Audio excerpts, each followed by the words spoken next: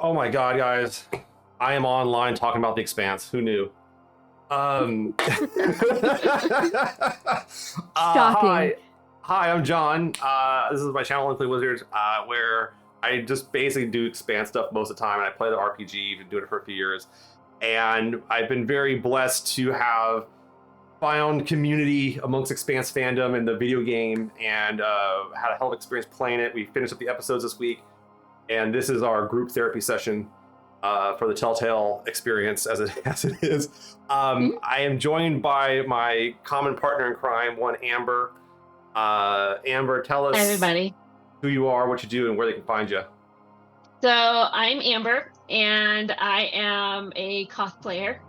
I've been sewing since I was 9 years old. So like sewing, then like I love Halloween, and that kind of like put me in the cosplay. I'm on Twitter on Whimsies, and also I'm on Instagram under Themis Morze. I'm gonna put your Instagram up because it's got a lot. You guys just went to the Salt Lake City Con, and you did like some Witcher cosplay. Yeah, so it was they call it Salt Lake FanX. And yeah, we did Witcher from season 3, and that was for 2 days. So the con runs from Thursday to Saturday. So that was our cosplay from on Friday and Saturday. And then on Thursday, though, my husband and I kind of went back to my root, because my first ever cosplay was from Star Trek. Oh wow. Yeah. And so we dressed up as Devon Attendee and Bradwood Boimler from Star Trek Lower Decks. Wow, super cool, super cool. Next up, we have our returning champion, Claire. Claire, tell us who you are, what you do, and where we can find you. I am a writer for GameSpot.com, and usually write about Apex Legends, but was lucky enough to get to go to the Expanse, like Telltale's Expanse game preview event in May, which is where I met John. And then more recently, I hosted their PAX West panel last month, well, I guess it was still this month. It's still September, but it was a lot of fun. I had a great time. Yeah, right. I got to interview Kara G at previews, and I've just been completely sucked into this whole experience ever since I got the assignment back in May to do previews. So I am just absolutely thrilled to be here. I got this insane visor at previews, if you're wondering why I'm wearing it. I had to take mine off because me. I put that on when I was there, and I had to take it off because one, I got a big ass head, and two, like it was like there's just nuclear rods and cones in this dark room for like 2 hours. Yeah, and it was so hot that mine was fogging up. I wore it like a headband. Isabel, you will hear us repeatedly talk about how hot it was in that room. They had like 50 computers to play on, and it was in like minimal air conditioning. It was rough. We had fun. I believe it. But I also believe that true beauty takes suffering. Absolutely. But that brings us to our very special guest tonight, who has joined us here, and we are super blessed to have Isabel. Tell us who you are, what you do or have done, and where we can find you. And I'll put a way to find you in the chat here. Yeah, well, I am so happy to be here. Thank you so much for having me. And I'm excited that our forces have been able to combine, because I've seen you guys, floating around on the internet. And we finally get to do something cool together. My name is Isabel Chavez, also known as Maya Castillo. Ooh. And I play Maya Castillo in the Expanse Telltale series. You can find me on Instagram. I also stream on Twitch. And yeah. That's me. Very cool. Welcome. Also, I forgot to say you can find me on Twitter also at Branthium Babe, and obviously on GameSpot.com. So sorry, I just completely forgot to add that. I am linking to everyone's stuff as much as I can here in the chat. So I feel like I've done my part and covered it. That's the librarian in me being obsessive. So. But look, we played episode 5, Europa's Folly, and I remember Isabel, you were mentioning, I think it was on your Discord, that you really didn't have a lot to do with episode 5, comparatively speaking, was what we said. Because and I want to be very clear, and Isabel, if you don't know, this is like a spoiler-laden show. Spoilers, yeah, get ready. Like, yes. we just let it loose, yes. guys. Like, there's no restrictions. If you're here, you have consented. to have stuff spoiled and even speculated on. And hell, I just to be clear and to put this on, Amber spoiled episode 5 like a month and a half ago. Yeah, she just guessed right. So like this is our speculative. Everything goes. We're cool with whatever. So, but yeah, you that was kind of interesting. You were saying like you weren't that involved with it, and I think you have a few lines in it, but like it was. How was that like? I guess one of the questions I want to ask is how was the order of this stuff filmed? Like that's such a fascinating question. Yeah. Yeah. Sure. So it originally, I believe the design was to be pretty chronological. So we shoot episode 1 when episode 1 comes out. We shoot episode 2 when episode 2 comes out. I've talked about this before, but Maya went through a huge character overhaul. Oh, really? After episode 2, right before episode 3. And the reason was the forces that be went back, looked at the footage, and felt like Maya was too soft for the environment that she was in. They had decided that there's no way that she would have gone through the Martian army and then ended up in deep space and have been as soft as she was. And so they did a huge rewrite for her. And so because of that, we went back and refilmed a lot of scenes from episodes 1 and 2 all the way through filming episode 5. So I think originally it was supposed to be very chronological in order, but because of that change, yeah, I mean, we had to make up for kind of redoing all of her character in episodes 1 and 2.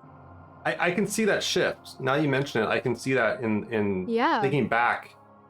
3 is a really big. I mean, the whole episode is about Maya. I feel like Yeah, very focused. Yeah, her fate and kind of the play out of it all, and is very much determined that one, and I can see that happening. So yeah, that makes sense. That does make a lot of sense. Absolutely. Yeah, and there's just a few lines in episode 1 and 2, just a few that are left over from Maya 1.0 that I can hear a vocal difference in. I've pointed a couple of them out, but I can hear the difference just a little bit. Interesting. Oh, okay, that's good to know. I don't know. One question too. Another question I wanted to ask about too was, and we talked about this beforehand, was what was it like? Getting casted for this. I mean, what was the casting call like? Was it? I mean, hey, was it a paper and said, hey, we're interested in putting dots on your body for several months. Are you cool? Call this number.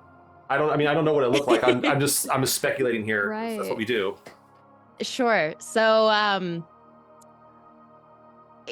basically I got an email from my agency in Colorado and they had said, hey, they're casting for a video game. I honestly don't even remember if they disclosed who the company was that was doing the video game. But they did say that it was for a video game. They didn't really say to what degree we would be involved as far as like motion capture, but they said that it was for a video game. But they specifically were casting Latina females for this part. So I submitted a vocal audition. I literally recorded it in my parents' closet on the floor because it was the quietest place that I could find. These various lines that they had given me, and from that they brought me in for a second callback to their actual studios where I performed a scene and a monologue. Oh. And then from there, I came back for a third callback. And after that, I remember I was laying on my couch. I had just gotten off of work, and I remember getting the email from my agent, and they were like, congratulations, they're offering you the role. And I just started crying. I was so excited. And I didn't know at the time what it was. I didn't know that it was for the Expanse. I knew it was with Deck 9, but I didn't know it was with Telltale as well. I was just excited because it had been the biggest opportunity that I had to date. So this game has a very special place in my heart. Yeah, it is actually, this is something I've talked about a bit, and I wrote a paper about this last year. It just got published out of the UK, but the Expanse fandom has been starved for a very long time. There's like no merchandise. Yeah. The thing that has the most SKUs is the Amazon T-shirt of the month club. Like seriously, no joke. And they discontinued that, didn't they? They discontinued it, yeah. Did they really? Oh yeah, they discontinued it right after season 6. Yeah, it sucks. And so but this year we got the video game, we got some new comic books. There's action figures on the horizon, and so it's been kind of then like some of the stuff got released from the collectibles market. They got kind of messed around and stuff because the only figures we ever got before were from Kid Robot, and they were not great. I'll say you never see them because no one cares. Like there's only 3 of them. It's Holden, Naomi, and Avasarella, and they're okay, but I don't know. Yeah, right. But it's an interesting time to be a fan. So that's why the game's such a big deal for a lot of us. Is that we've been starved, and here they're like, have a little bit, have some Expanse as a treat, and like, right. That's why it means a lot to us and everything like that. And we're very eager to. The fandom's been is always eager to bring in like. We're very bonded, like we're very connected through that trauma, and yeah. So I did tell Telltale I would be invoicing them for my, future therapy sessions as a result of playing this game. So like I said, I believe it. It's group therapy night here. We actually fun little questions popped up in the chat. How many Telltale games have you all played? How many of us? I mean, so let's talk about that because it is a style of game. That's what's really interesting about it. Yeah, that's one thing that I was going to add was that like this is obviously an exciting time for Telltale or for Expanse fans, but it's also a hugely exciting time for Telltale fans because we have also been very, very starved. And I remember playing the last episode of the first season of Telltale's Walking Dead and just sobbing, like just ugly crying. It doesn't happen that often in games for me, but it was just like it was bad, dude. And I sat there and I just was like so blown away by it because that was something the show never managed to do for me. And like I was a fan of the comics, but even the comics, like it might have brought a tear to my eye, but like the end of that episode fucked me up for life in a good way. So that was kind of my first real, introduction to it. But I played some of the Game of Thrones one, obviously the Batman, Wolf Among Us, but and Wolf Among Us 2 is also on the way, so get excited. Everybody's been commenting about that. I'm like, hold your horses. We're still doing the Expanse. It's coming, but I will say that I'm excited for new Telltale specifically because as things progressed, even The Walking Dead, I noticed like inconsistency between a single character as they go on. Like 1 minute Kenny is your best friend, the next minute he's absolutely stabbing you in the back and is an unreliable loose cannon. And you're like, what the fuck, man? And then there's also this like people die in the Expanse, right? It's space. Space is always trying to kill you. Space and the proto-molecule are the silent antagonists, right? So I think they make up for it by having, these human relationships really, really matter. Whereas with Game of Thrones or Walking Dead, there's a 90% chance that this new character you just got introduced to is going to be dead the next episode. And so it's very hard to get attached. And I loved The Walking Dead. Walking Dead's probably my favorite Telltale series. But even as it progressed, I got less and less and less attached because it was just like, zombies ever shoot them and then they all can't trust these humans, shoot them, whereas with this it's like they make it very clear that if you fire a weapon you are changing someone's life forever, and it really feels like none of these characters are disposable to the point that when you lose one you end up ugly crying like I did when you died. So but yeah, so that's my Telltale story. What about you guys? I played Sam & Max. I grew up on Sam & Max from LucasArts, and I love Sam & Max. And so that was when they did that game. I didn't care who was putting it up. I'd play it. I played Walking Dead. Those are the only ones I really played. But when I heard they were doing Expanse, I was like, oh, okay, cool. I'm down to clown. Let's find out and see how it goes. And I'm happy with it. So yeah. This is my first Telltale game, and I actually realized, like, going through my my Steam library, I actually do own the Game of Thrones. I just haven't played it. Like 90% of the games in my Steam library. It's the curse. It's the curse. What about you, Isabel? I grew up playing Telltale games. Hmm. So it's kind of weird to say that I'm now in a Telltale game. Yeah. It's like the most surreal experience. But yeah, The Walking Dead, the Batman series. The first computer that I had to game on was my parents' like old Dell desktop that took like 10 years to boot up. And so when I couldn't play the actual games, I would often just watch playthrough on YouTube of people playing the game. Yeah. So that was a huge part of it as well. It's just watching people play it. Very cool. Very cool. That was like, so yeah, thank you, Chad. That's a good question. That's a great question. I feel like I've said too much already, and so I want to open this up to our fine drummer cosplayer. By the way, I mean, please, everyone, like, if you're at home, whatever, even if like you're not in her presence, give Amber a hand for her drummer cosplay. 'Cause it is fucking amazing all the time. So big applause. We always love it. But Amber and Claire, like, what? I don't know. Hit up Isabel or something, man. Like, hit her with the hard questions here tonight. Like, put her in the those hot seat here. hard-hitting Yeah, those hard-hitting questions. And how do you really like Telltale games? No, it's no, but no, it was true. No, seriously, like, honest to God, like Telltale like games classically, I mean, they're solid. Like, they're not.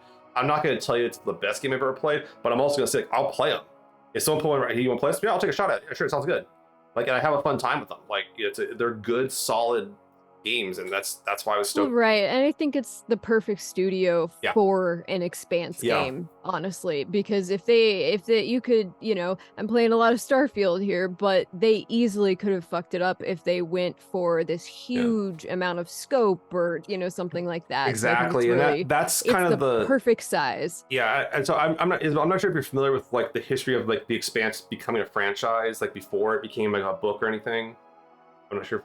Didn't it start as like a game? Yeah, so it started as like a role-playing game, and they were then trying to spin it into a massive multiplayer online role-playing game and they didn't want to go up against like some of the other very like EVE Online and stuff was basically the problem that came about, and nobody wants to take on something like that. So, but yeah, so it kind of has that legacy because if you actually look at the first books and like the story. It's like a role-playing game story. It's like you're a bunch of people working on this thing, and now you're locked up together, and you have to survive and deal with some enemy out there that try to hurt you. It is a role-playing game story, like very much like through and through. So I'm sorry, I'm talking again. Oh no, you're fine. I will ask though. So if I understand correctly, either the majority or a very good portion of the mocap, at least for Kara, was done during COVID and also while she was pregnant. Were you also filming during, like, doing motion capture during COVID?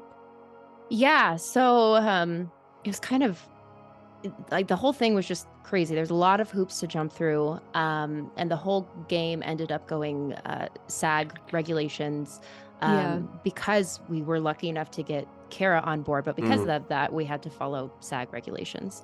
So there was a lot of protocol that we had to adhere to when it came to, you've got to get tested this many days before at these specific locations, and everybody has to wear a mask, and if you're around these people, you have to wear 2 masks. And so there were a lot of regulations and hoops that we did have to jump through for that.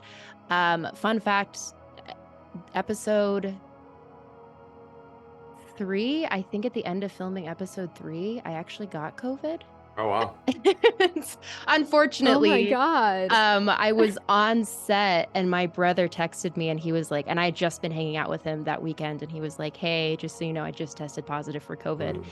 And I went home that night and I felt a little tickle in my throat, and I was like, Can I ask a time frame for about when the filming was, if that's reasonable? Or even if you just give a year is fine. I mean, whatever. I understand there's like secrecy and stuff like that too, but like, can you give an idea of like the time frame? Yeah, so I got cast summer of 2021. Okay. And we officially started filming, I want to say, spring of 2022. Okay.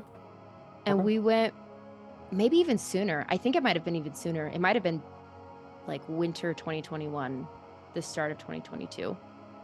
Wow.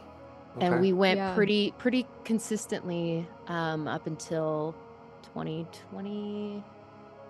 end of 2022, I believe.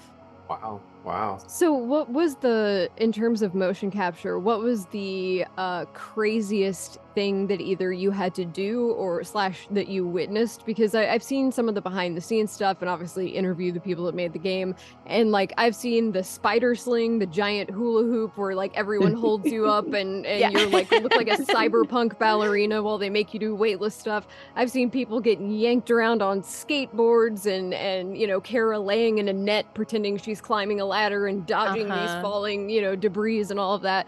So what was your, you know, favorite kind of way that they kind of got away with making something look good, or what was the craziest thing that you had to do or that you saw? You know, I'm always interested in those kind of, I love mocap because when you come down to it, it's at its core, it's practical effects.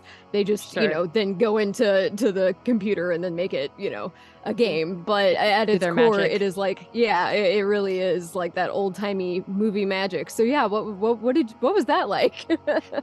It was wild. Definitely first time experience. I would say the most memorable one that sticks out to me would be the scene where you first meet Maya and her and Drummer kind of have that little like play fight at the beginning. Yeah. And there's a moment where they take off and Maya kind of gets the upper hand and clicks on her mag boots, and then they do the flip and then they land on the ceiling. To get that shot, we ended up basically doing everything on our side essentially, and we were laying on one of those like what is it, like a dolly that you would use to roll yourself underneath a car if you're changing oil? Yeah. And so we're on our side basically mimicking those motions, but like on our side. Yeah, sideways. And so then they have somebody on either end of this dolly that is, there's ropes attached to it, and they have to flip us in such a way to where we land in the correct position. Yeah. Wow. Yeah, we saw some of the behind the scenes footage, and I it was before, you know, I could put a face to every actor's name and stuff like that. So I was like, I wonder what they're filming here. I wonder what that's about. But yeah, it was that scene. That makes a lot of sense. They're all like in black bodysuits with like black caps on. You can tell them apart. But they start spiraling. I mean, it's like trying to pick out which sock is which in your laundry. Like it's like they're all the same. Yeah. Can I just say how much I loved that move that you use on Drummer to get the upper hand comes back in the final episode. I was like, yeah, get her, girl. Like, I saw that and I was like, I take full credit for teaching her that move. Yeah, absolutely. I love that so much. And I did also want to ask what I've got like 3 kind of like small-ish questions. What was it like having to, because I mean, for the most part, whether you're in a movie or a game or whatever, your character either dies or they don't. Whereas you're playing someone who's both alive and dead. This was my question. I know that Telltale sometimes will have kind of like canon playthroughs where it's like, this character, maybe they died because you fucked up, but like, we're going to put them in the next season because there was a chance they could have lived, so they're going to continue on. So I would say probably the canon ending here would be Maya is alive. But what's it like having to act, you know, both so that there's like an opening for a potential future relationship or a sequel or whatever, and also be like, and I'm dead also at the same time. Like, can I follow up with an additional part of that? Did you film the death or the live parts first? Which one happened first? Ooh, yeah. I'm trying. Now we're doing some inside the actor studio stuff here, so like I'm trying to get in that level. I appreciate how the mentality went through. Yeah, I'm curious. I believe we shot. Oh man, this was so long ago. I want to say we shot Maya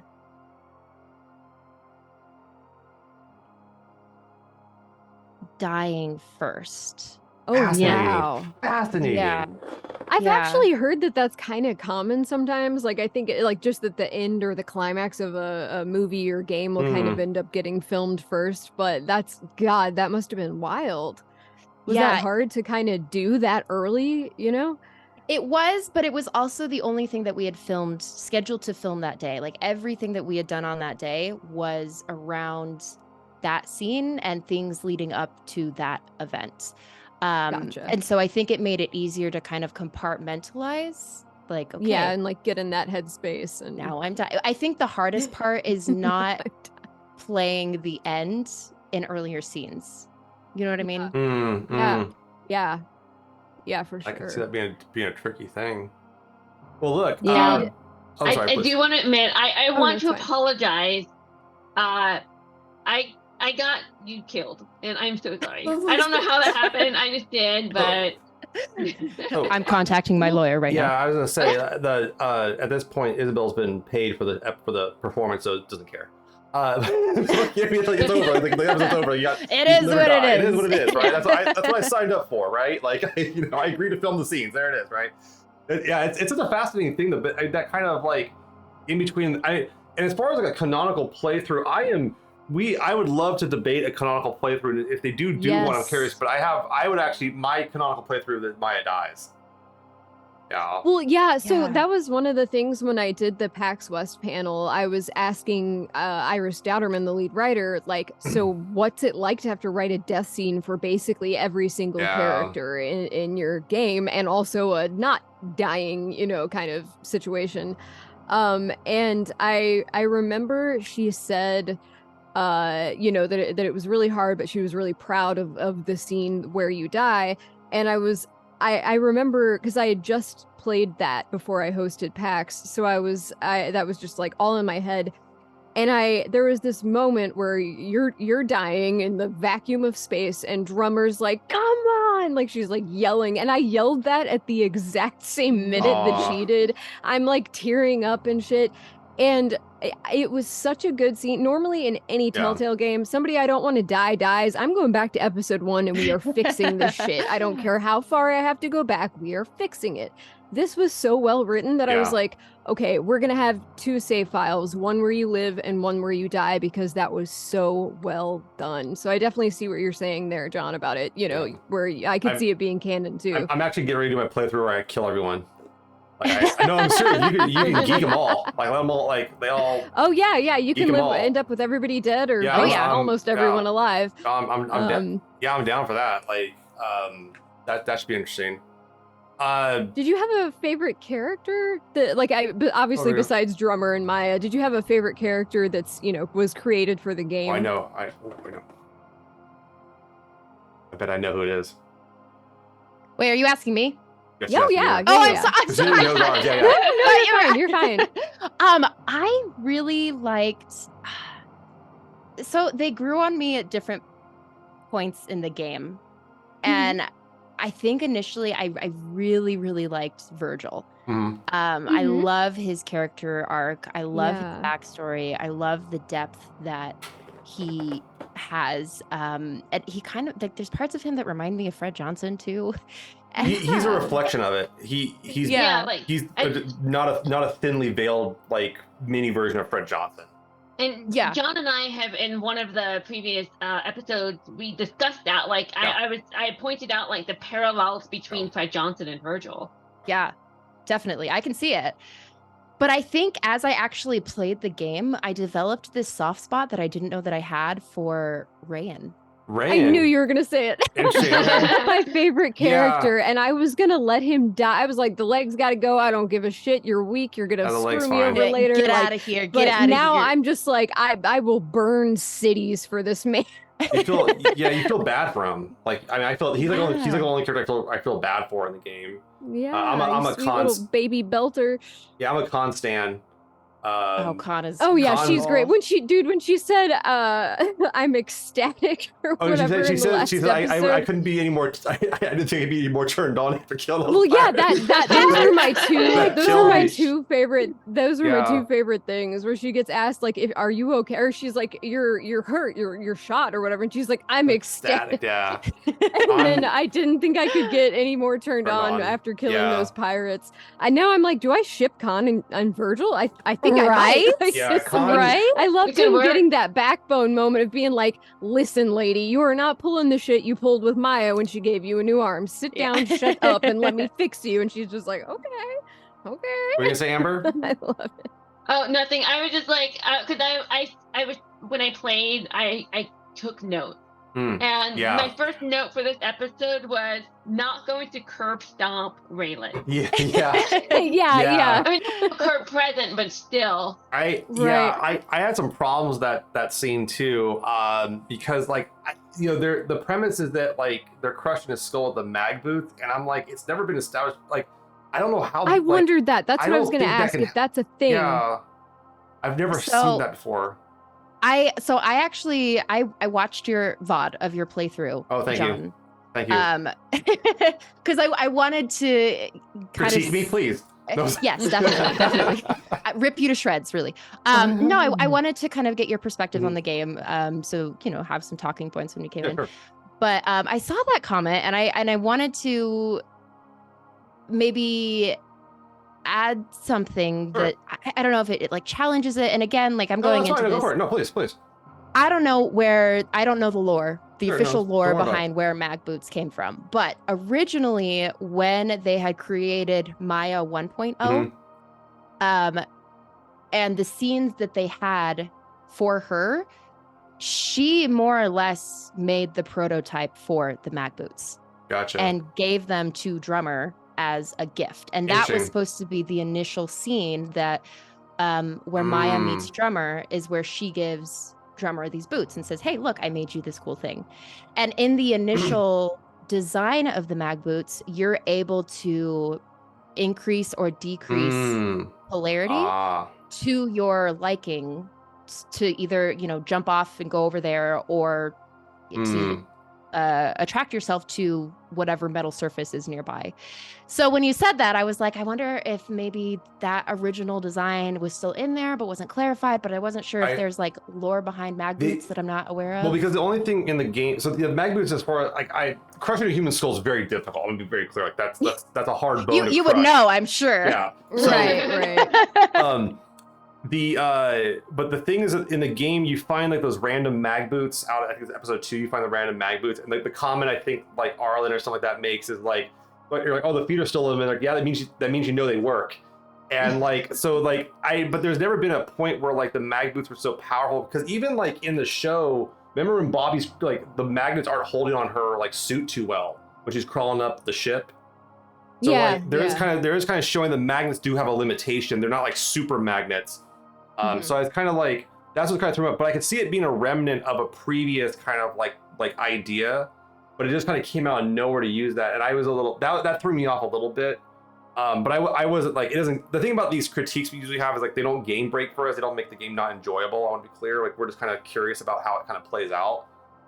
Sure. So I want to be very clear about that. Like, this isn't like me telling people, sucks. It's like, I'm just like, I was so stressed out during that scene because that was pretty grisly because of how close she gets. Because I'm like, when aren't you gonna pause the game and ask me to make a decision? Oh my god, stop walking towards him. Like, I was freaking the fuck out, man. Because I knew I had goofed some stuff up before, and I was like, oh god, I didn't tell Arlen to stop beating him up in the first episode. She's gonna kill him. Like, like I was freaking out.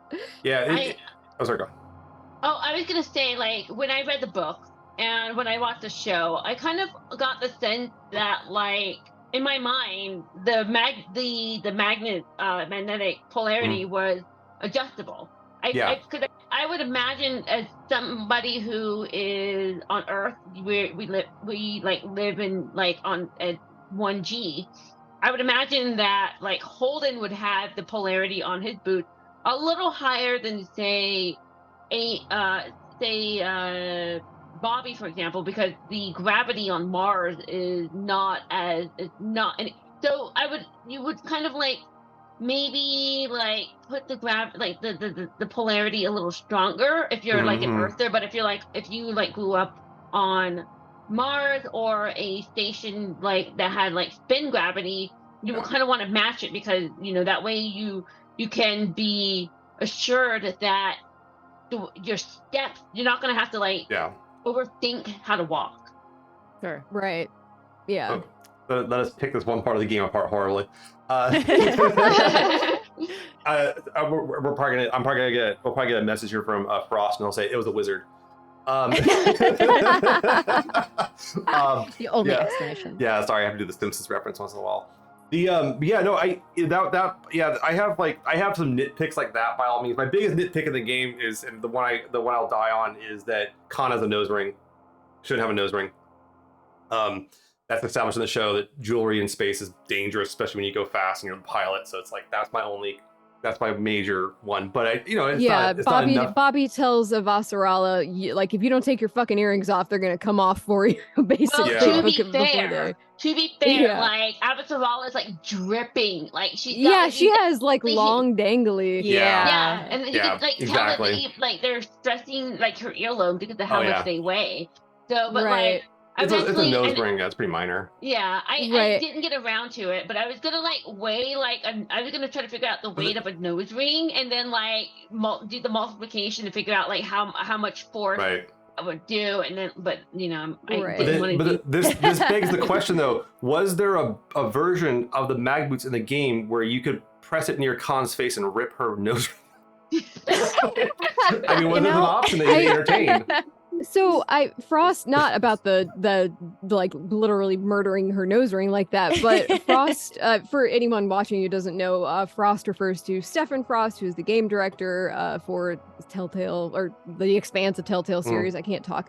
But anyway, he explained the nose ring to me as like in terms of why they chose to use it or whatever, as kind of a like, we're in the future, and like right now you don't see a lot of grandmas running around with nose rings unless they're maybe like Indian or something like that, or from a culture where that's like a common piercing to have.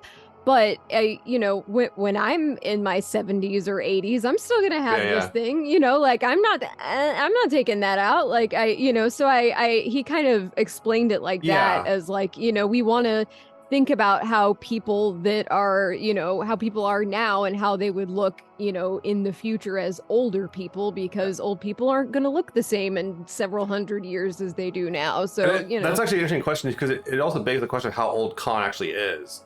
I know. I really want to know. It's listed.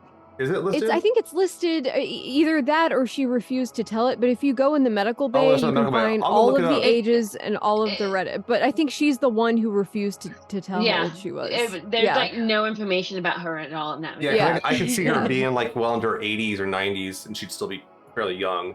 Right. No, the average lifespan 120 years for Earthers, so it's like she's. She's an Earther, and so that kind of like makes sense why she would have a nose ring. Right. She probably don't care. I don't think she doesn't give a shit. Like that's kind of her thing. She's like, fuck them all. It's my nose. I can do what I want. Right. So I do respect that too. Like, and that's one thing. That's why maybe it's not metal though. It could be. What's that? Oh, that's it could be bioplast. Yeah. Yeah, like maybe that's what my tongue ring is. Yeah. Yeah, so it wouldn't like pull as much or anything. Yeah. Well, there's a lot of like variables there, but yeah. I feel like we're boring Isabel with our geek talk here. This is interesting to me.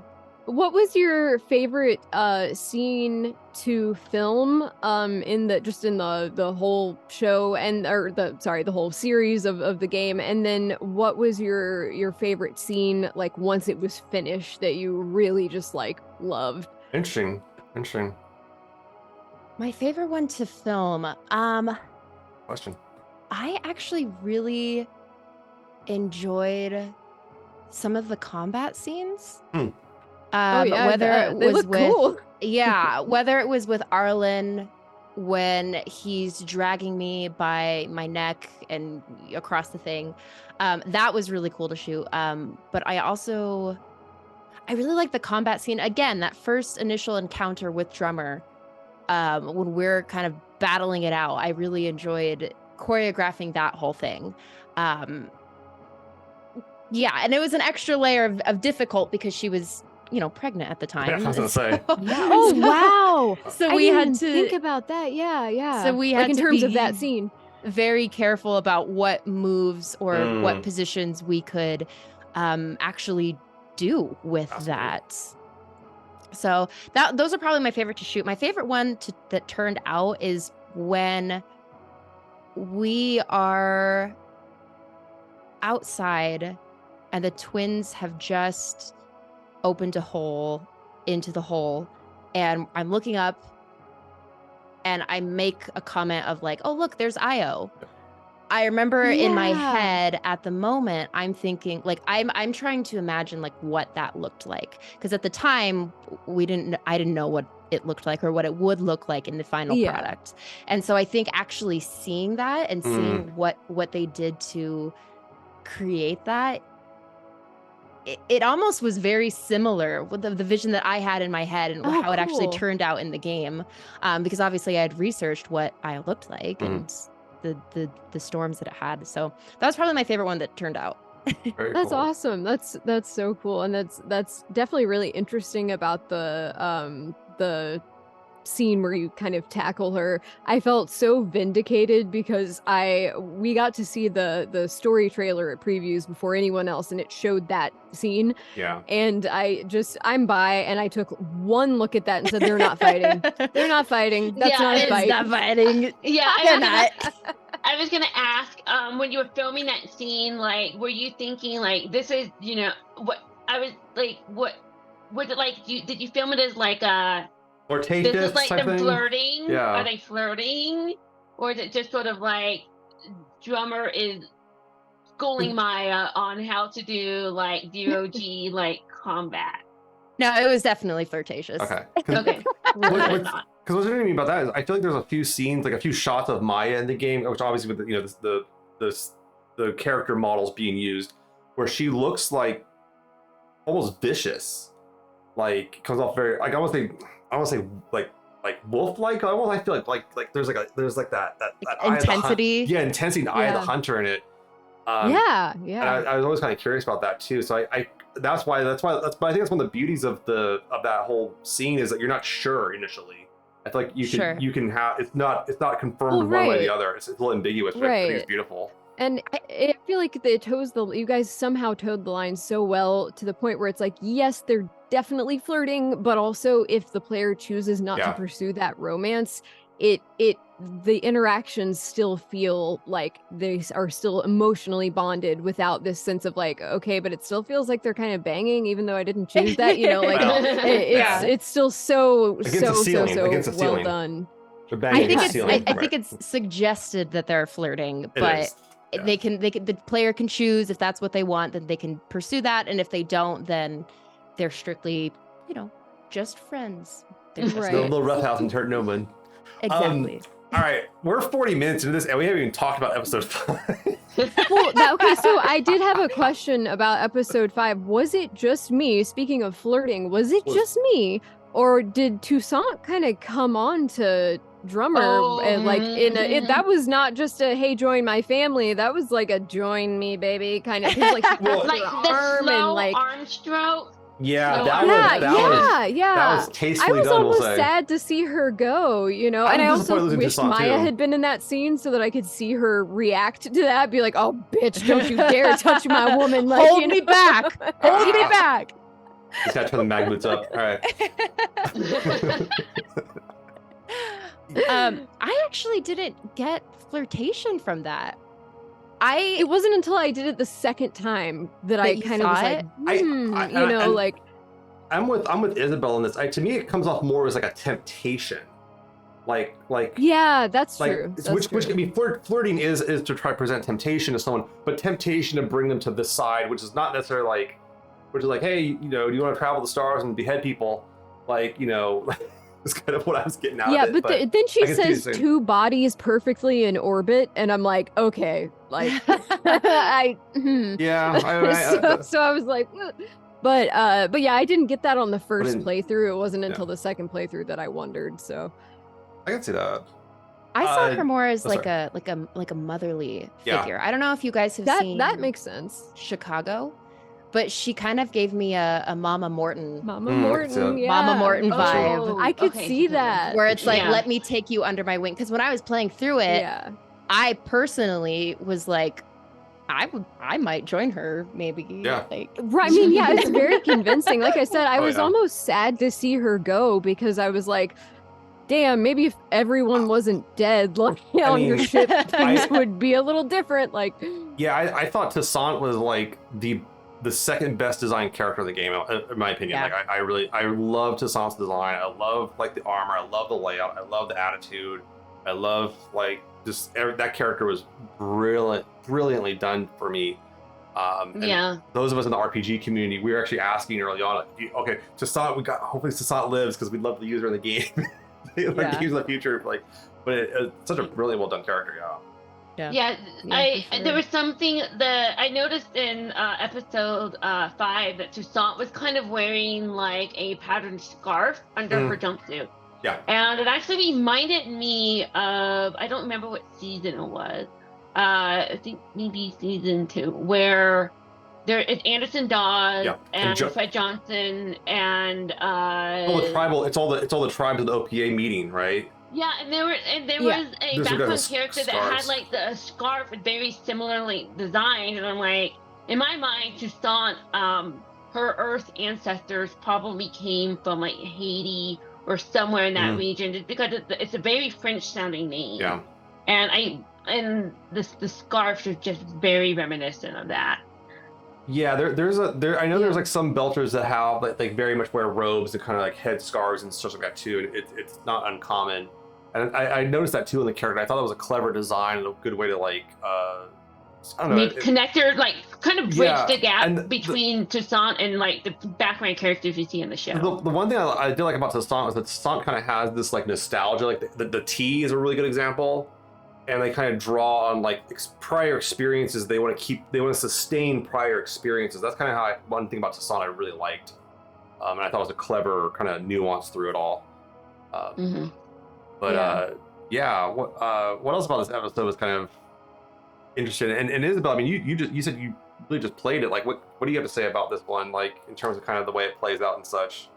Sure. So I actually had a question for you guys. Oh, please. Okay. I don't know. No, I'm just kidding. I'm sorry. The answer is always con.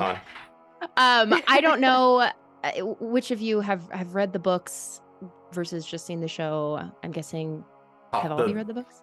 Amber. No, I just started the first one. So got it. Okay. So obviously there's a lot of different outcomes as far as, you know, who lives and who dies and how we get there and the emotional roller coaster that Drummer goes on to get to the end of episode 5. I was fascinated by the idea that there could be all these different outcomes and all of these different paths that you could take that still land her in the same spot. Is there one path that you feel like is more truthful to how she ends up in the show versus others? So taking off Rayan's leg. Are we for or against that?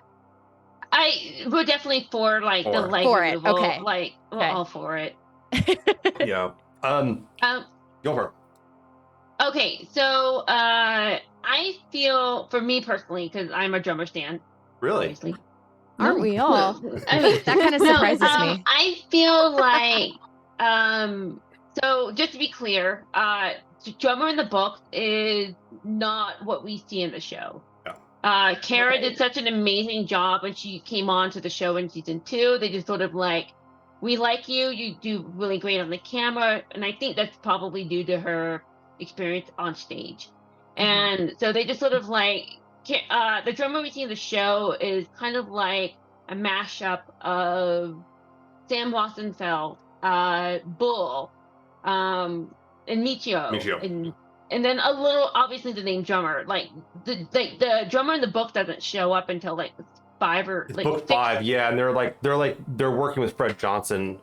They're kind of in a similar position, but you haven't seen them before officially. Yeah, and so I think for me, Maya dying is really a critical component of Drummer's story when we see her in the show, especially because she has such a very strong attachment to Naomi.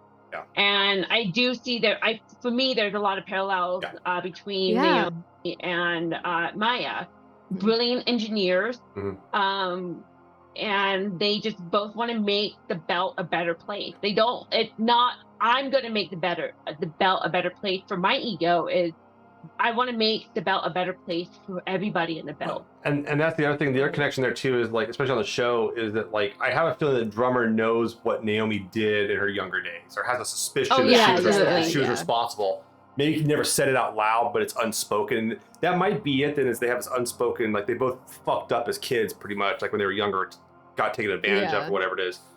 Yeah, I mean, when Drummer, like we see Drummer and Marco face off in season 5, like Drummer's going in with like, I want to stab you right now because I know you did people dirty by hiding her baby, and fuck you for that. So I mean, definitely. But the way that Drummer like has a hard time connecting with her, the Polly and Belcher fam is what everybody calls them on social media. Hashtag. It is. It's a hashtag. I feel like she wants to love them wholeheartedly and give herself wholly to them, but I felt like she was still grieving for somebody or something, and like in season 5 and season and kind of how that arc kind of closes with what she says to Michio and Joseph in the hospital. Like, I didn't love you for your fighters. I wanted to build something together, and that's kind of like that was echoed in the dialogue between Maya and Drummer in the game. Mm-hmm. Yeah, I mean, that was one of the things the devs said a lot, was they wanted to sort of demonstrate how she became the person that we see in season 2, who's kind of partially dead inside, but not entirely, and throughout the show kind of opens up a little bit more. And so like the thing with Maya's death is I think like I would love for this to get like at least 3 seasons, this game. I think it would be more like I think Maya needs to be dead. I don't think she necessarily needs to be dead now, but I do think it should end, or at some point, near the end of, a couple of seasons or something, she dies, because that really does work so well for Drummer's character. But I also feel like because this was such a short game, I mean, the last episode was half an hour, like it didn't take me long at all. So I would really love for us to get more time with them and more time to see their relationship sort of flourish or struggle, or, but I definitely think that Maya's death is something that they were like, okay, this is going to be a huge catalyst for Drummer. And then there's like the whole thing in season 5 where I forget the name of like it's not Michio, it's one of the other women in her polyamorous family who kind of ends up like screwing her over, or like not agreeing with her on the Marco situation. And I feel like is that Oxa? Oxa or something like that? Oh, yeah. Sanka or something? Yeah.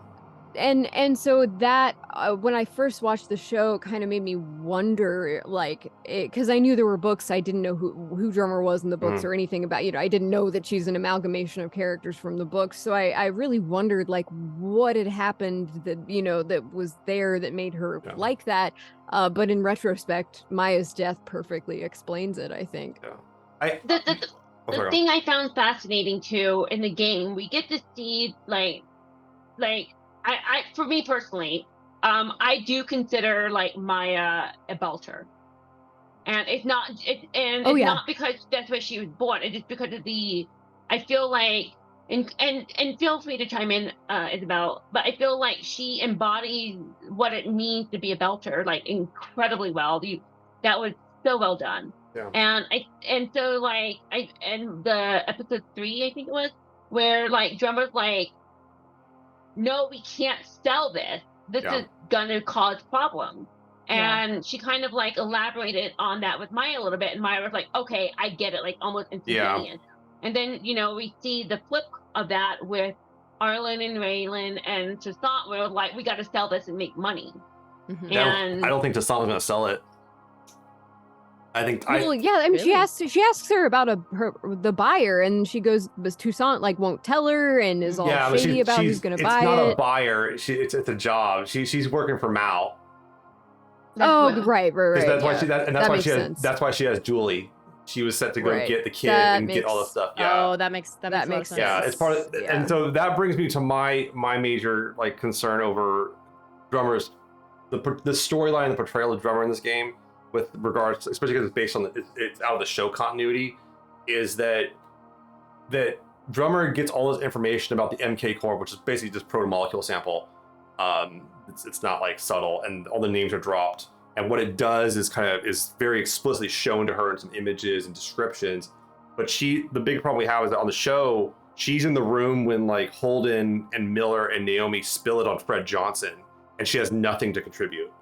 And that threw me off a little bit, because I'm like, dude, she would have been like, holy shit, that stuff's still around. Like, that's what kind of threw me off about that a little bit. Yeah. It's not and once again, it's not a game breaking thing for me or anything. I'm not gonna say, it doesn't make me enjoy it, but it's like, okay, there's like I felt there should have been something. That was like one of my major complaints about the game, is that like they brought in the proto-molecule, and it's kind of like well, here's the thing though, they never explicitly, I mean, yes, it's in a can, right? And you wouldn't necessarily like put like a little thing that looks like a RAM stick in a can. I don't know what like data modules look like in the Expanse world, but they never explicitly state that this is full of blue goo.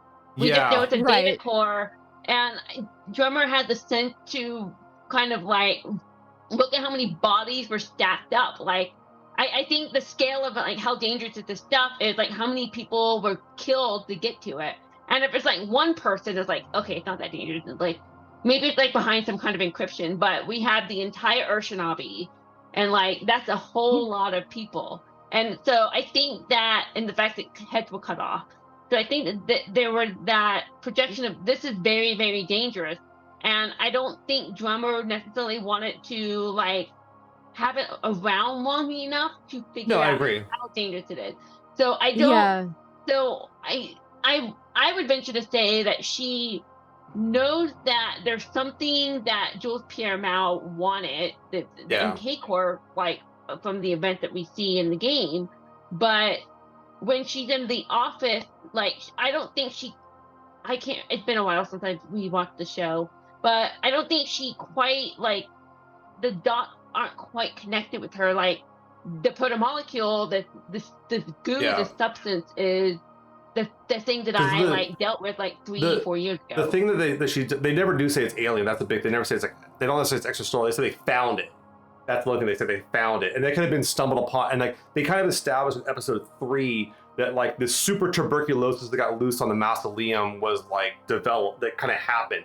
So that's kind of the thought too, is that like there's kind of a subtext saying like, yeah, it just might be some sort of super disease that like evolved on some station that we stumbled upon, and now we're going to weaponize it. So there is plausible deniability by all means. So no, I can see that to some point, but Isabel, if you're not familiar with my take would have been that they were trying, like the mausoleum technology, like the cool coffins they find, that they were trying to use that technology in the deployment for the Project Caliban soldiers.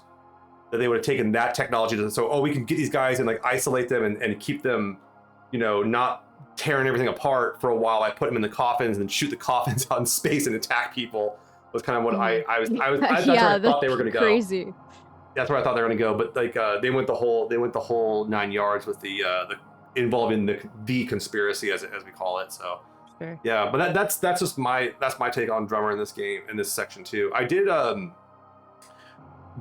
one scene that we haven't talked about too in episode 5 that I think is really well done, actually probably one of the best like directed and constructed scenes, was Virgil's panic attack. I feel like oh my god, that was so good. Very well done. I loved it. I was very impressed by that scene on a lot of levels, and I knew it was going to kind of build up to something like that. Like I felt like there was going to be some sort of like, you're not going to fight. No, we're not going to fight Virgil, man. The guy dances when he cooks. Like we're not going to mess with him, right?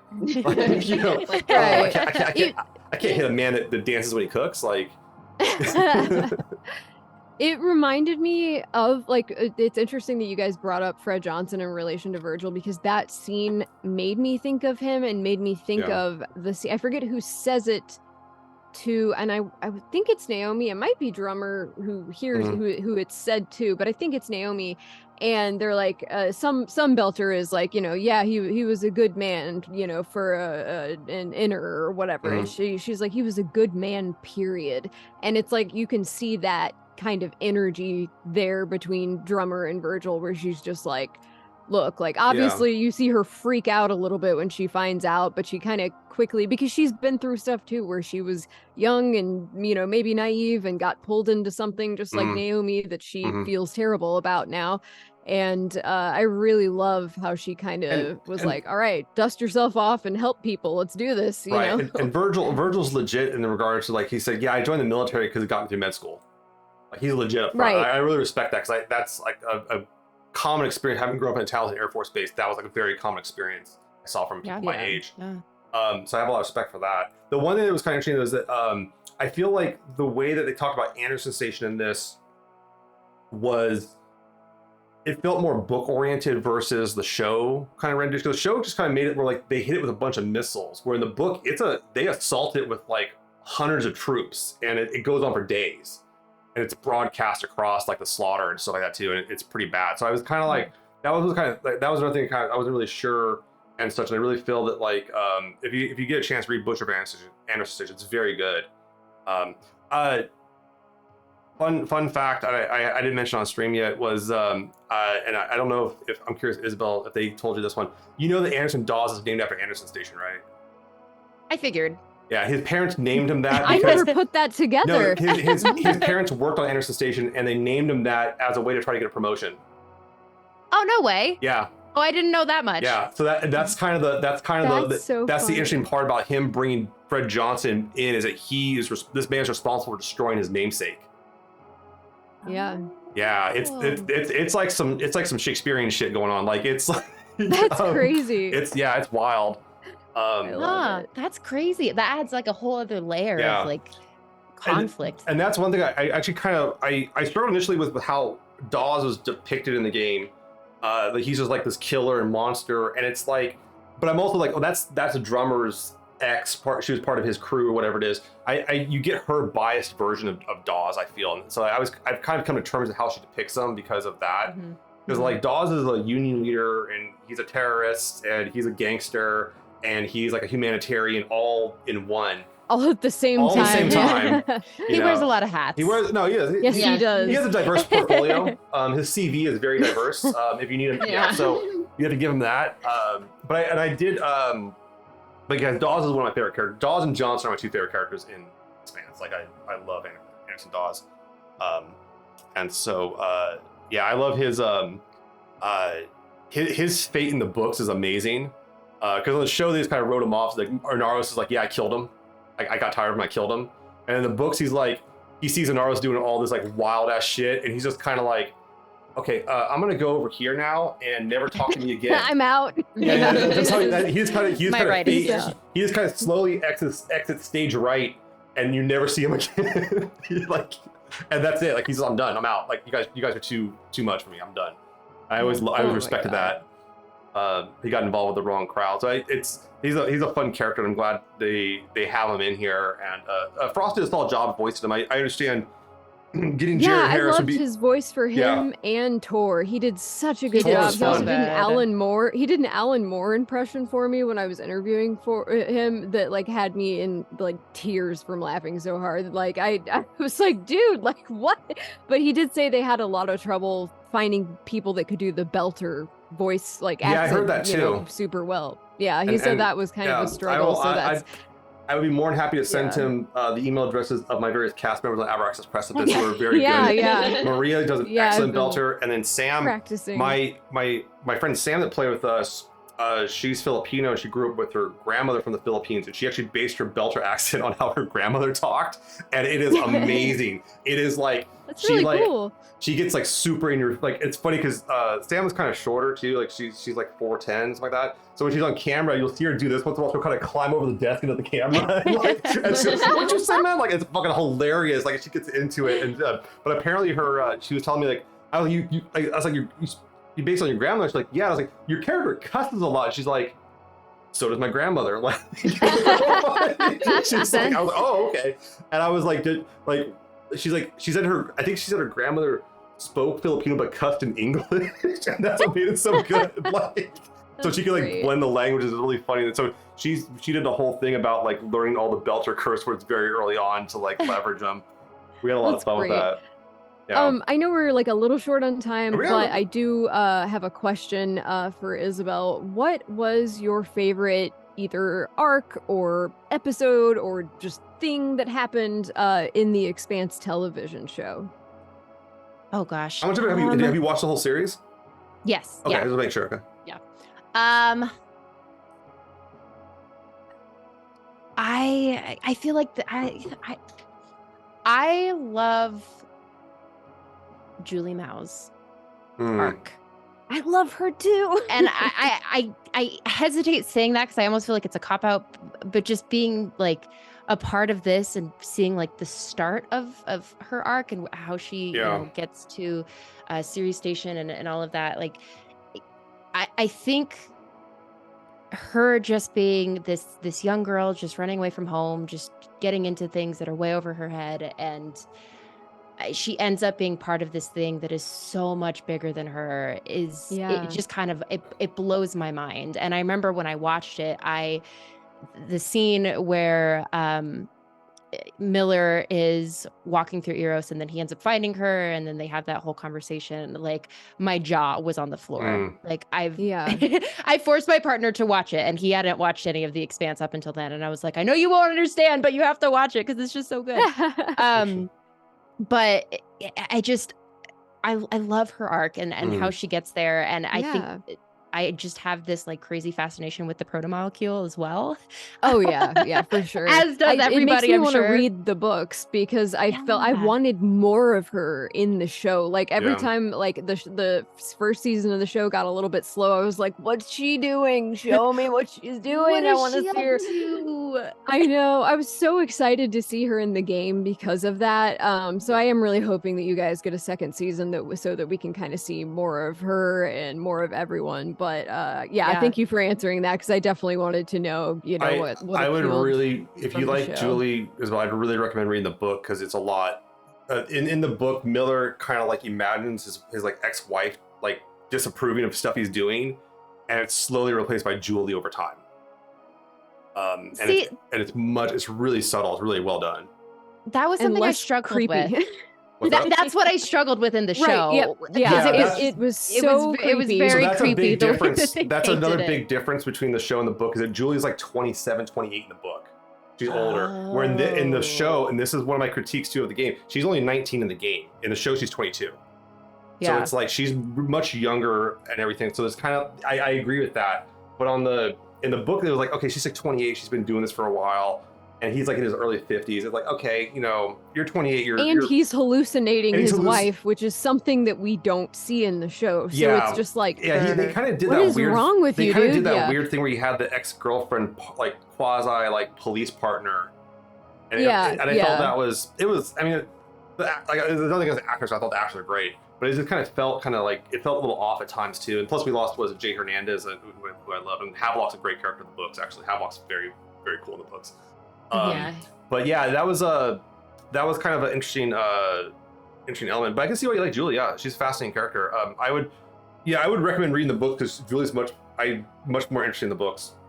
I always joke that I like Miller more when he's dead than when he's alive, or like when he is like possessed by the proto molecule, because I just am like, this is so fucking creepy, man. You gotta stop, like stop it. Get some help. That's actually one of the best parts of the book is you get the narration from from his perspective inside the proto molecule. It's a trip. Oh, that's so cool. It's like a running program. It's just running code. It's a trip. I've heard that the proto molecule is a lot more explicit with what it does. Like it's a lot more gory in the book. Is that true? Oh yeah, dude. Like the zombies. Yeah, they don't have the zombies in the show. The vomit zombies is what they're described on as Eros, in the book. People get back up. And same face. Yeah. So all right. So then you break down the proto molecule for you real quick. So the proto molecule is there to hijack life, but it was meant to hijack single-celled organisms, not us, not things with multiple types of tissue in the body. So the problem is it's trying to figure out how the stuff works. So like when people first get sick, the symptoms aren't just like they start puking and they feel ill and they eventually die. They also go through like severe depression, severe anger. So they go through all these emotions because what it's doing is it's triggering the extremes, turning everything on and off as much as it can to see how it try works. to understand. Yeah, it sounds like a toddler trying to understand the world and throwing a fit because it can't. Yeah. That includes getting the people up to stand up and start walking around, and then to spread it pukes on people. Yeah, I think Ty Frank, one of the Corys, as John puts it, I think he said in one of the episodes of Time That Guy really early on that he based it off of how Ebola spread. Yeah. And it's like anaerobic. and it was also another major difference from the book versus the show is that in the book, I believe the protomolecule is brown. Yeah, it's they brown made it liquid. Yeah, bright blue. I feel like that's a good choice to change the color for the show. I agree. I can see where they did that. I don't want. Yeah, they start getting feeds of Aerostation, and like the protomolecules experimenting, and one of the best parts, like there's a camera rigged up, and they see like what amounts to like a rib cage with like a fully fleshed arm like crawling across the scene. Like it's trying new things to see if they work or not work. It doesn't really know what's going to work. It's not built to go. And the best way to describe the protomolecule period is that it's a wrench. It's that species wrench. So, and our problem is that we're trying to have it do surgery. So you're trying to do surgery with a wrench, but it's a really nice wrench. Don't get me wrong. But it's like it's kind of a difficult thing. I would be more happy to go into the detail of it with you offline because it's about an hour-long lecture. Sure. It's really cool. I believe it. But that explains why on the show it's constantly taking things apart because that's one thing they kind of don't explain is like why is it building and taking apart, like what? Like that's how it learns. Yeah. It's just trying to figure things out, and that's parallel with Amos because Amos takes things apart and learns how to put them back together. There's a lot of parallels with like different members too. That's one of my the books do some really cool stuff that you don't get in the show. One of the things in the books I thought was always really cool was like I find Alex is much more interesting in the books when you get into his head finally, because Alex, like the question with Alex, like why is he so nice to everybody, and it's because he fucked up his family on Mars that he wants to actually have a family at work now. And that's why it's so nice. It's such a fascinating kind of dynamic you never really realize until you put together. But so he's much cooler in the books. I actually loved him in the books. I feel like he comes across as just real thirsty in the show. It's kind of like, dude, pretty much, yeah. Chill. It's a little one-dimensional. Like he's super lovable. Don't get me wrong, but it's almost like this weird desperation. Yeah. Whereas I feel like we don't quite, and we understand that his family, isn't like things are bad, but we just don't get enough detail for all of that to quite make sense. And you're more just like, dude, don't. Oh, what are you doing? But I think, Amber, how old by the end of the books is Drummer? Is Drummer like 90 to 100 by the end of the books? You think? I don't remember. It's like Holmes like 90 by the end of the books, right? Yeah, they have to all be the same age. I mean, the thing is, like, with Drummer in the book, she kind of did she kind of also did an exit stage right situation. Yeah. And so again, that's like the response that she had to, because in the book, Drummer is not polyamorous. She has a husband, monogamous. And he died, and she just fucked off into wherever she ended up going. And so again, that's when you asked earlier, is Maya's death important? And I feel like that was a very subtle bridging. That's how they kind of brought Drummer into the book as well, because she had a very visceral response to losing a husband in the book. Because in the book she's in charge of the trade union at that point. So she's not the early trade union top person. She is it later on, and she has all this power. She's having all this power, and she can't do anything to save her husband. It's very frustrating situation for her. She doesn't like feeling powerless, and they've done a really fantastic job of detailing that in the game. I mean, the sheer grief that you feel, you feel that visceral grief when she's dragging Maya through the airlock and telling her to wake up. Come on, yeah. And we see how she responds to Bertolt, her husband, dying in the show. And so, we, across all medium, Drummer does not handle grief well at all. Right. I And really she's- liked how they kind of just like the callback to Maya kind of like tackling her where now she's doing that to Arlen and is going to kick his ass. I also loved that we got a moment for cuz I completely was like what oh shit like what are they going to do when she's with Khan. She's like, well, good thing we have a plan for these pirates then, and they successfully pull off the thing that that where Khan her husband, that her she husband failed. froze. Yeah. So you get And that's a good point. She get a nice that was redemption. so You get a great. nice redemption arc for Khan. Like you get her own personal redemption arc, which was kind of a nice cherry on top of the game. I felt. Yeah, Oh, yeah, I I agree. Oh. I think for failed how to get short it Khan to was, live. they tied up a lot of loose ends in a really nice, satisfying way. Yeah, I agree with that. I think that's really really apt. Oh, that was my other thing. We haven't talked Cox, dude. I actually like having like when Cox clocks Arlen is awesome. I'm so glad I gave him that Yeah. freaking bottle because I wonder what happens if you don't. Like, does he just not do anything? Or Maybe he joins in and starts choking out drummer too. I don't know. Like, I gave the guy the booze because I was like, I felt bad for him. I'm like, I've witnessed somebody dealing with the DT from alcohol withdrawal, and so like that was kind of what fueled my like inclination. Same, to alcohol. yeah. It's very traumatic witnessing somebody going through that. Well, you can die from it, yeah. Oh, so. I know, and so yeah. Yeah, I also felt bad. I also felt bad for Cox because apparently they're going through these hygiene maneuvers, and he doesn't have a gravity couch or crash couch in his room. So, I didn't even think about that. Yeah, I was kind of like, That's yo, hilarious. they're like slowly killing this dude, like bumping him up and down. Oh my gosh, I feel bad for him. That's of all the the guy deserves like some shit, but like, come on, that's rough. Yeah. Because that basically means that during hygiene maneuvers, he'd be laying flat on the ground. Just like, that's what you have to do, just lay flat as you can and like hope for the best. But let's be real, God. Maya probably snuck in and like Let made him out? like a little like not let him out, but like Here's a seatbelt. Yeah, gave him like a pillow or something. Here's Like... a pillow. Good luck. I was fascinated, Isabel, when you were talking about how there's Maya 1.0 and like she's much softer, but I still feel like even though they kind of wrote that softness out for like the story in that we see in the game, I would like to think that she still retains some of that softness. For sure. Yeah. She definitely does. She does in the right places. Mm-hmm. I think they just didn't make it like a main trait of hers to be soft towards everybody and everything. I think it's, she knows who her friends are. She knows who the enemy is. And she sets those clear boundaries. I think that little that musical interlude with drummer, I loved that because, I'm a big Life is Strange fan, and I was like, oh, we get a Life is Strange moment where they play music and I get to sit down and just look around or whatever, But I thought that was such a great little moment to show the tenderness. Same thing with when they're holding on for dear life and Maya kind of like puts her hand over that one little drummers. And the whole helmet clinkers thing, like it was all very cute.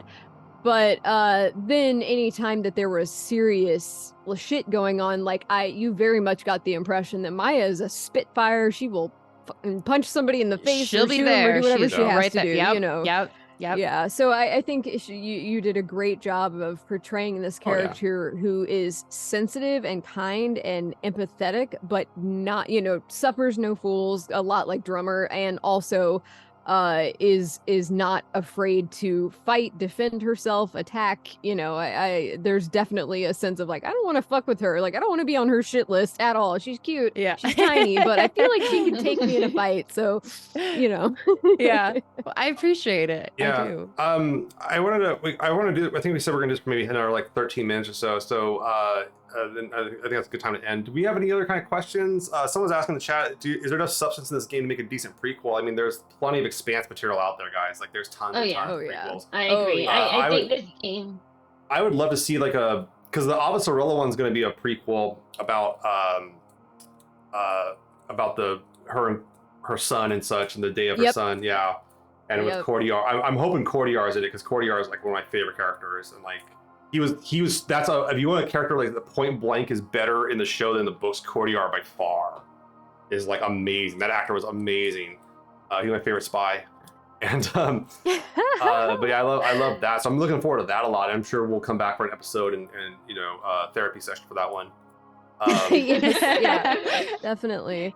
But I did want to ask, and again, like, please don't feel obligated to respond. But I am aware that the like voice actors for games are now striking or possibly about to be striking.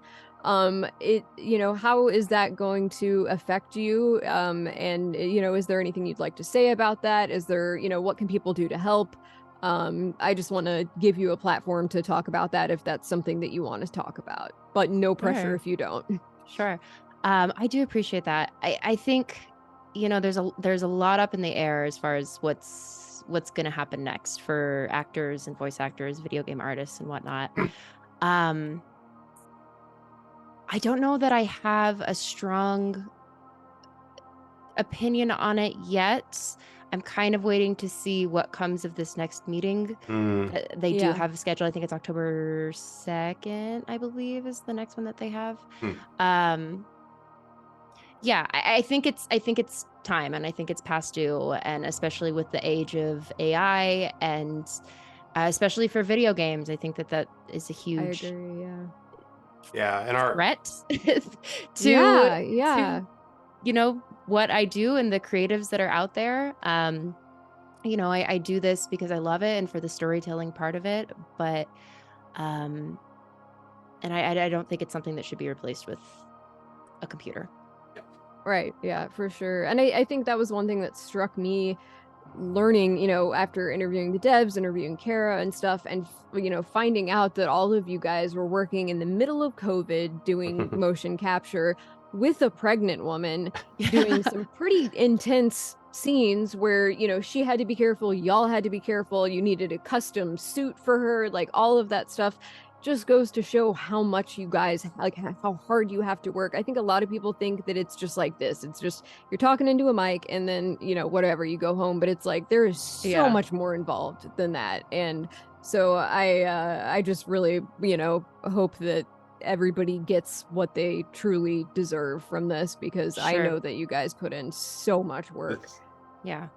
Well, and I think it's important too to realize that on the other side of it, yes, we put in a lot of work, but we're also not Leonardo DiCaprio. We're not Margot Robbie. Well, right. We're not. This is my job. I'm just making ends meet, and we're not asking for, the world. We're asking for livable, Exactly. fair wages, Right.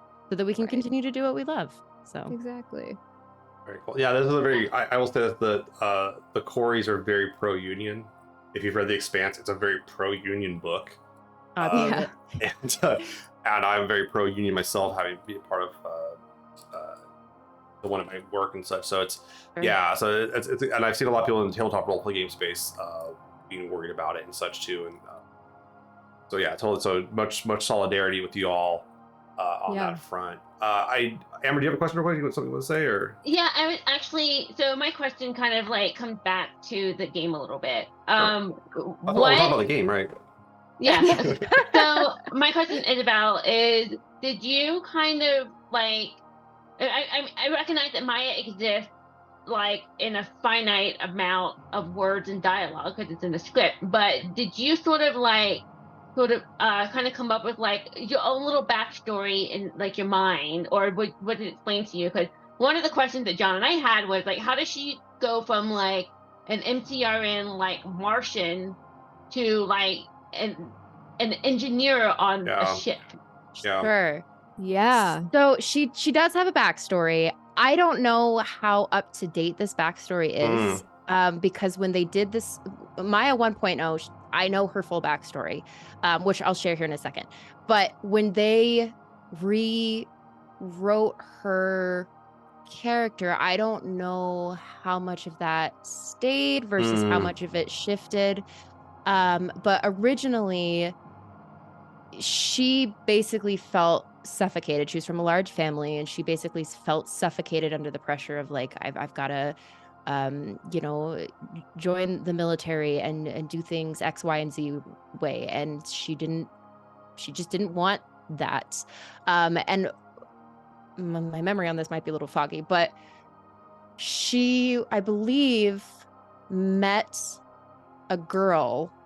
I don't know if this girl was also in the Martian military or if she met her somewhere else and the girl convinced her to leave. But one way or another, she essentially decided to go with this girl to the outer planets and followed her. And then once they got there, they broke up for one reason or another. It's a very like crude backstory, but for this, I know I have friends with that backstory actually.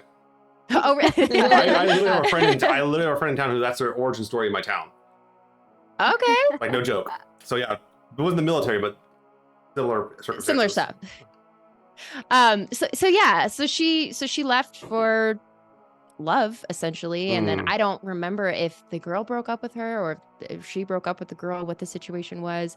I want to say it was a betrayal situation where the other girl, I don't know, used her for something. But again, the details are kind of foggy, but I remember that's kind of the gist of how she ended up in the belt. Okay. Interesting. Awesome. Very interesting. I can see that working. That's pretty good. Then we got a little bit of time, and I want to ask one last question to Isabel. So you've watched the show, and I have my answer for this question, and I make no mistake. It is Shed Garvey. If you could have an episode of the Telltale series that explored a character from the show, who would it be? Like, who would you be interested in hearing more about their backstory? I'm Shed Garvey because I want to know how basically a dude went from being like a half-assed drug dealer to working as a med tech on the Canterbury to get his head taken off by a railgun one day. Like, I want to hear that progression, because there's a story there, my friend. But like, who's like, what's some of the, like, who would you like to like kind of make the decisions as and try to like, you know, spend a day in their mag boots? So when I was kind of learning about Maya and where she came from, I looked a lot at Bobby, and her character. And I think for that reason, I would like to see kind of more of her. And I know that I completely agree. We do see a lot of her, but I don't know. I would say Bobby. Yeah, we really don't get a lot of her backstory at all before. Yeah. We get like the story of her between jobs, basically. That's about it. And the one comic book that Boom did deal with her and Officerella kind of setting up their spy network. So we do have that, but we don't get anything before the Ganymede incident. And so there's something so magnetic about her that her it's boots. just like, even though you see a good amount of her, it's still just like, I want to hang out with this person more. I want to live, like you said, a day in her mag boots. Well, she drinks the Kool-Aid. I mean, she's like all into the Martian dream. Like, she's all about that, and it gets completely dissuaded from it by how she's treated. And I think so that's one. So if you're interested, Isabel, one of the major differences between the show and the books continuity is that the attack on Ganymede in the books is public. Everyone saw it across the solar system. Oh. So everybody, and like, they don't gaslight like Bobby on the stand. They don't talk, oh, this didn't happen or whatever it is. You know, that didn't happen. Yeah. No, it happened and everybody saw it. So everybody knows there's a blue man running around there killing Marines. It was live streamed. It was live streamed. Yeah. It was like, people were like terrified. This, like, kids are staying up at night. The blue man's going to come rip my head off at night. I mean, seriously. Like, and so I feel like the show though, really, we got a lot better progression with her thing. And I'm kind of curious. I think you're right though, to see that kind of her origin story, and because we do see quite a bit of her with her family, Amber, right? In Gods of Risk. Yeah, I mean, we see her brother, her sister-in-law, and her nephew, and that was like, they brought in the Gods of Risk story into season 4, even though the family sort of like separated. Yeah. So I think that's a really good answer. I'd love to. Plus, like, it'd be fun just to go out and, you know, shooter. You have a shooter game once in a while, kind of fun, you know. Yeah, I think that's great.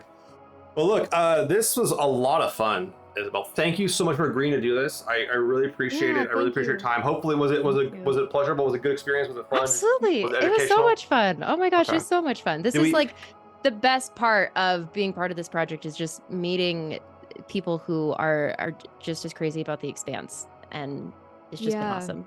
Yeah, I don't have a life.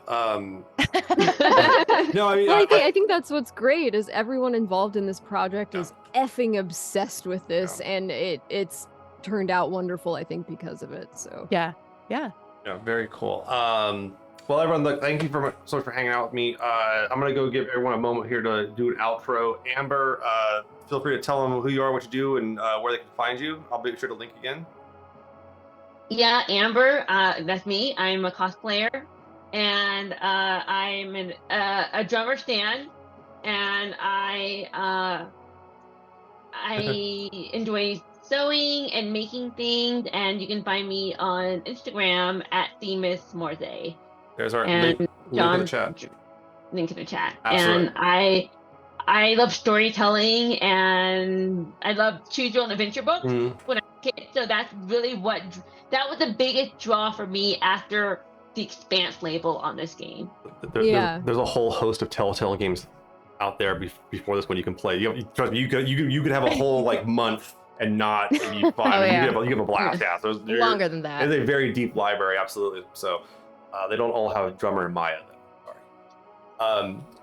Claire, tell us who you are, what you do, and where we can find you. I am Claire Lewis. I write for GameSpot.com, and in my free time, just write fiction for fun. One of these days, you'll see my name in the credits of a video game, come hell or high water. But you can find me on the hellscape known as Twitter at Branthium Babe. Branthium is a thing from Apex Legends, BRANTHIUM. It's in the chat. Branthium It's in the Babe. chat. Yeah. check me out. and our very, very special, awesome guest, Isabel, please tell them whatever you want to. Isabel Chavez, also known as Maya Castillo. I am an actor and Twitch streamer.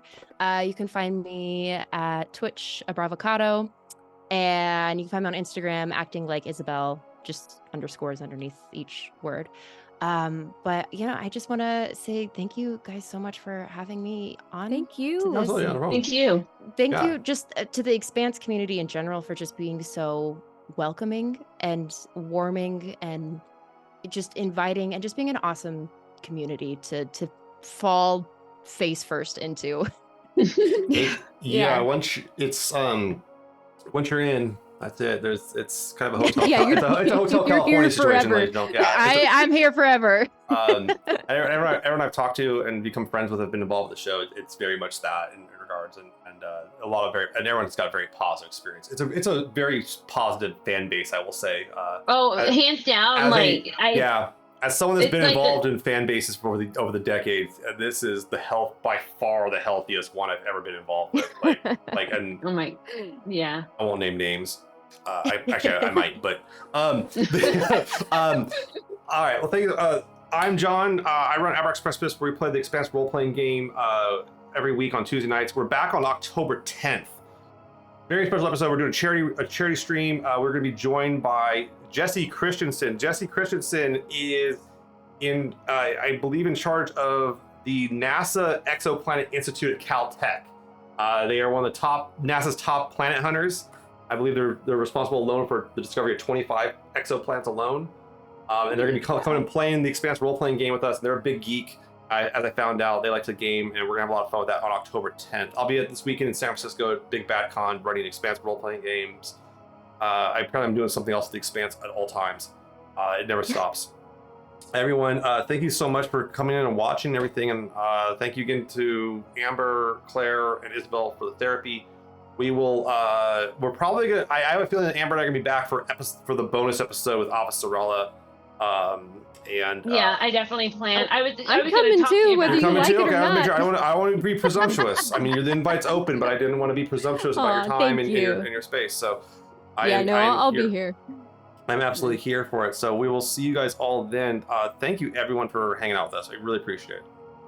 Yeah, thank you guys, and thank you, Isabel. And buy the game. Go buy the game. Play the game. Don't stop. Play it a bunch of times over and over again until forever. Yes. And I want them to make another one. Play it. Yes, leave a good review on Steam. Or I guess it's not on Steam. Epic. Leave it somewhere. Whatever. Epic. Yeah, leave it wherever. Just go into some random Steam form and leave a good review for it. Doesn't matter where it is. Yeah. Tell everybody about it. Everybody can, yeah. All of your friends. All right, we'll just see you guys all later. Take it easy. Bye.